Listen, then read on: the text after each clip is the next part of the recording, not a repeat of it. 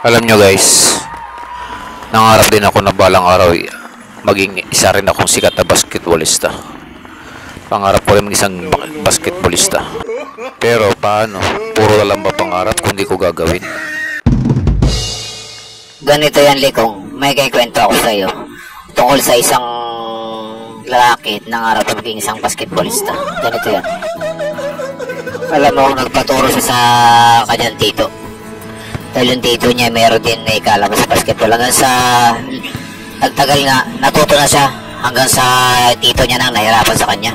Binabalda-balda niya si tito at nangangarap kasi sa maging isang sikat na basketballista at makalaro sa mga malalaking liga katulad ng NBA. At talaga pinapangarap yan.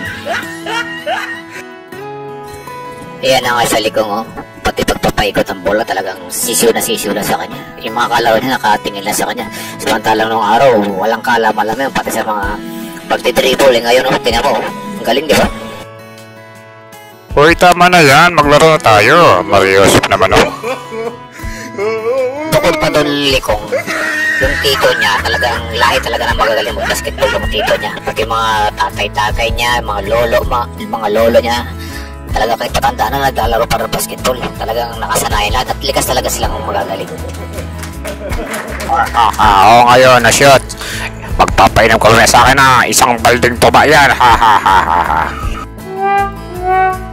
Palibhasa nga, Likong, mahal na mahal siya ng tito niya. Aba, bumili ng lote tito niya para tayo lang siya ng basketball court. Ayan, tinan mo, Likong, may sarili siyang basketball court. Pero malungkot pa rin siya. Tinan mo ba? Meron tayong basketball court sarili pero wala akong kalaro. Ayan, tinan mo, solo lang siya sa buhay. Ay nako, papunta yung mga barkada mo dito. Dito kayo maglaro ng basketball. Dito kayo mag-practice. Akong bahala at pagtatayo tayo ng team. Ayan nga guys. Yan, nagpa-practice sila. At ayan na nga, Likong, nagbuo sila ng team. Ang tito niya rin ang nagsiyang coach. Ayan na nga. Okay, mga ka-team, makinig kayo sa akin ha. Ito na ang chance nyo makahawak ng bola. Baka mamaya mabangko kayo. Sige. Okay. 1, 2, 3, game! At ayan na nga guys, nag-umpisa ng unang liga. Panoorin natin guys. Bakbakan agad. At ayan na nga, Likong, talagang malakas talaga maglaro ng basketball. Marami siya ng ligang nasamahan. Kada hawak ng bola, sausaw talaga. Oh, grabe. Ang lakas niya maglaro talaga, Likong. Samantalang nun, wala yan.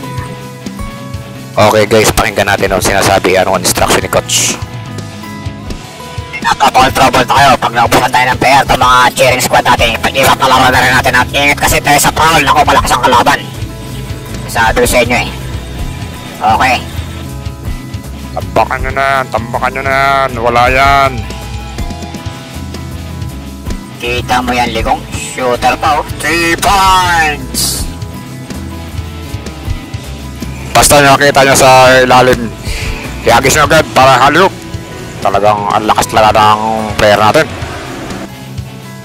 At ayan na nga. Lahat na lang ng liga sinalihan niya.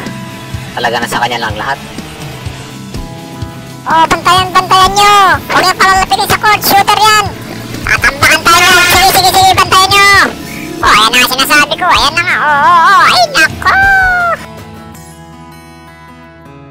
Alam mo ba, Likong, hanggang sa NBA nakarating siya, oh. Grabe, sumausok. Talagang bakbak talaga agad yung bola. Ayan na siya. Marami siyang ligang na siyalihan. Ayan na. Manood ka lang, Likong. Kung galaw-galing ang ating bida. Dati pangarap lang eh. Ngayon, nasa NBA na siya. Ayan na siya. No. Naku, sinausaw na naman. Yan ang aral yan, Likong. Huwag yung pangarap lang. Gawin mo. Lahat naman ng tao nag-umpisa sa wala hanggang sa dumating sa panahon na siya'y marunong at gumaling. Ganyan lang yan ang buhay, Likong. Kaya mo yan. Basketball is life.